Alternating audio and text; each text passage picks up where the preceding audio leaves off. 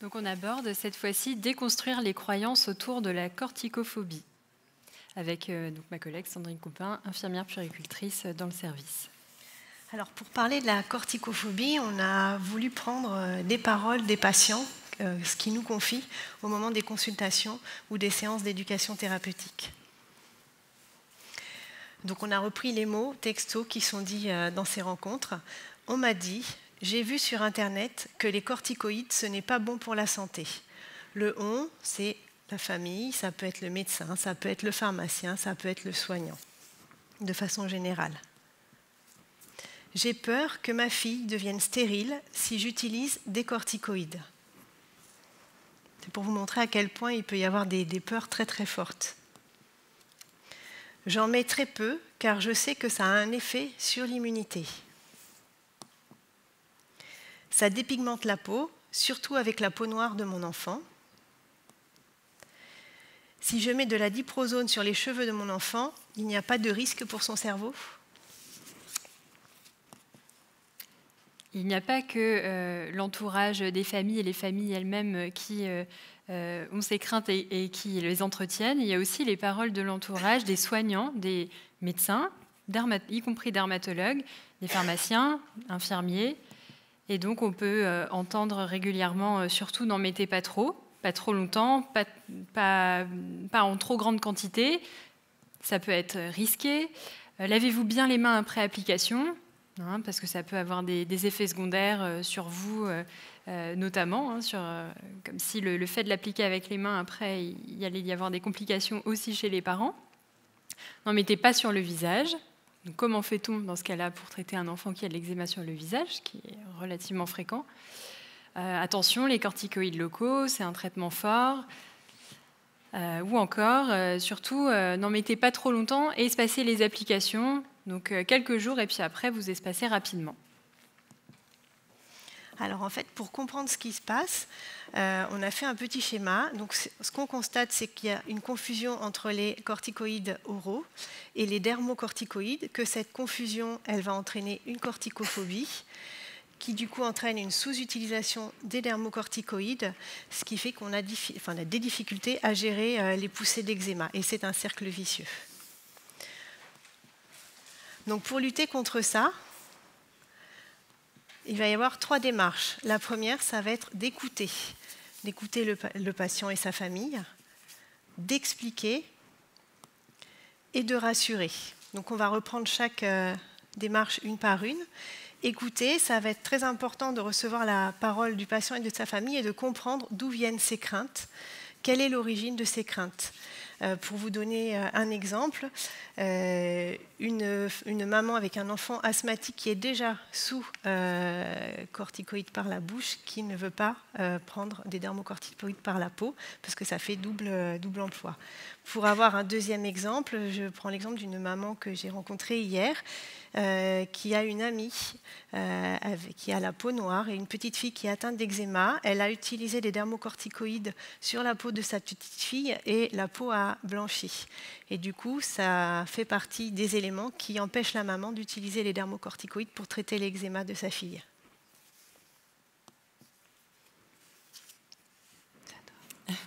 Donc on explique évidemment aux familles la différence entre les corticoïdes par voie générale, par voie orale, et les dermocorticoïdes. Et le fait que ça n'induit absolument pas les mêmes conséquences. On est donc systématiquement rassurant dès la première consultation, parce que la corticophobie est extrêmement fréquente et presque quasiment systématique, à minima ou de façon plus importante, selon les familles. Et la confusion entre les deux et les craintes liées aux dermocorticoïdes, à l'usage des dermocorticoïdes, sont vraiment très, très répandues et importants à détecter. On explique le rôle des dermocorticoïdes aux familles et on prend souvent l'image du pompier qui éteint le feu dans la peau, l'inflammation est dans la peau et il faut un traitement qui lutte contre cette inflammation. Et les images qu'on utilise, c'est ce qui va le plus parler aux familles, aux patients. On essaie d'employer des termes relativement simples. On peut dire aussi l'image des briques, imbriquées les unes contre les autres, et puis ces briques, là dans le cas de l'eczéma, elles ne fonctionnent pas bien, elles ne sont pas assez bien soudées les unes aux autres, et du coup ça laisse passer aussi par exemple les allergènes de l'environnement au travers de la peau, et donc il est important d'utiliser la crème hydratante et la crème corticoïde. On explique aussi que les dermocorticoïdes sont le traitement de première intention. C'est la première ligne de traitement, on ne peut pas s'en passer. Donc, d'où l'importance de faire comprendre aux parents qu'il faut systématiquement traiter l'enfant avec des dermocorticoïdes et qu'il s'agit d'un traitement efficace. Bien sûr, ce n'est pas un traitement qui permet de faire que l'enfant ne fasse plus jamais de poussée d'eczéma, comme vous le savez, mais ça c'est aussi quelque chose, cette chronicité, cette évolution par poussée, qu'on reprend généralement avec les familles, et puis on s'assure de la bonne compréhension de l'ordonnance, on essaie de simplifier l'ordonnance au maximum, de ne pas mettre 10 crèmes différentes, on reprend point par point les choses avec les parents pour être sûr qu'à la maison ils ne soient pas perdus, ce qui arrive aussi très souvent. Et ce qui va être important aussi d'expliquer, c'est comment identifier les zones où appliquer le dermocorticoïde, parce que ce n'est pas forcément facile de savoir reconnaître une lésion d'eczéma et de savoir si on doit appliquer sur toutes les lésions d'eczéma. Ce qui revient souvent, c'est la crainte des parents à appliquer les dermocorticoïdes sur des plaques d'eczéma qui sont à vif, où il y a eu des grattages. Et du coup, oui, il faut appliquer quand même si ça risque de picoter. C'est vraiment important pour traiter l'inflammation. Et ça, c'est quelque chose qu'il faut expliquer aux parents.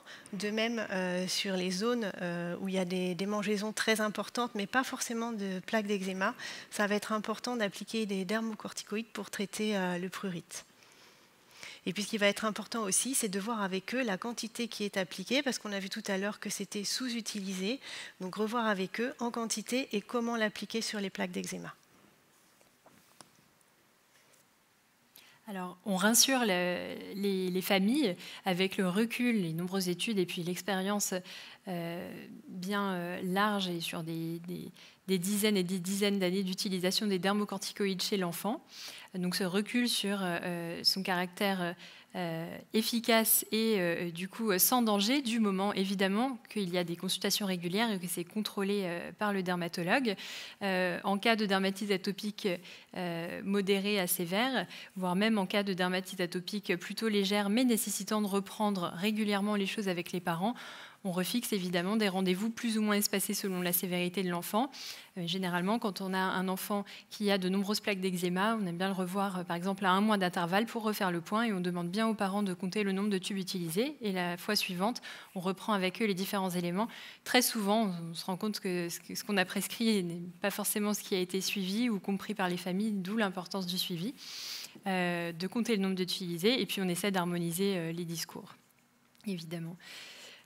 Donc les messages clés à faire passer aux familles, c'est que ces traitements sont très efficaces pour calmer rapidement la poussée d'eczéma et qu'un traitement bien surveillé permet d'éviter l'apparition d'effets secondaires. Il ne s'agit pas d'en utiliser trop, d'éviter d'en utiliser trop peu, et ça c'est au dermatologue, et le pharmacien peut aussi avoir là toute sa place de rôle de conseil là-dessus. Donc maintenant c'est à vous de jouer. Alors, concernant les dermocorticoïdes, quelles sont les propositions exactes parmi les suivantes ? 1. Ils sont contre-indiqués sur les paupières. 2. Ils entraînent toujours une dépigmentation. 3. Ils sont déconseillés au soleil. 4. Il ne faut pas les appliquer sur des plaies suintantes. 5. Ils diminuent le prurite. Vous avez plusieurs réponses possibles et 30 secondes pour répondre. Alors, on voit que pour la question, ils sont contre-indiqués sur les paupières. 7% d'entre vous ont répondu oui. Concernant la question sur le soleil, ils sont déconseillés au soleil. 19%, vous répondez oui. Pour le prurite, ils diminuent le prurite. 42% répondent oui. Pour les plaies suintantes, c'est-à-dire il ne faut pas les appliquer sur des plaies suintantes, 30% d'entre vous répondent oui.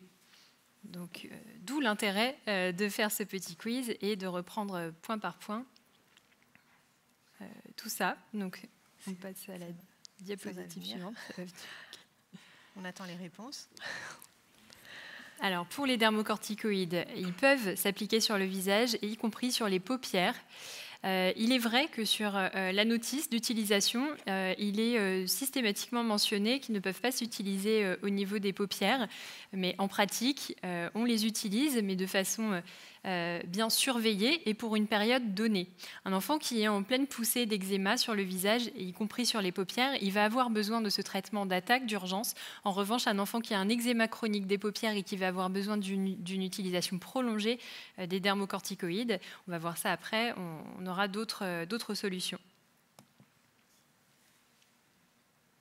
Alors l'eczéma non traité, l'inflammation cutanée entraîne par exemple à l'exposition solaire suivante une hypopigmentation.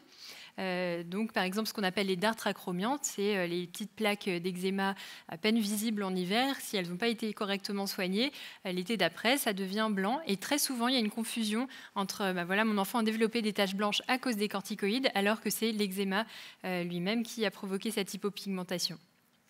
Donc bien reprendre ça avec les familles. Alors, l'exposition au soleil n'est pas du tout contre-indiquée quand on applique un dermocorticoïde sur la peau. Nous, on conseille aux patients d'appliquer le dermocorticoïde plutôt le soir et bien évidemment, lors de l'exposition au soleil, d'appliquer un écran solaire pour se protéger.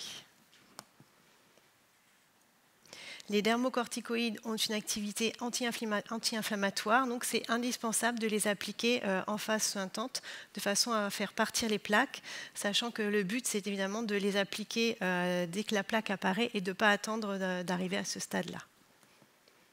Et enfin, ils agissent sur le prurite, sur l'inflammation cutanée, mais aussi sur le prurite. Ça va être le traitement le plus efficace en première intention. Et il ne faut pas retenir ou penser que, par exemple, ce sont les antihistaminiques qui agiront là-dessus. En général, les antihistaminiques, par exemple, n'ont aucun effet sur le prurite atopique.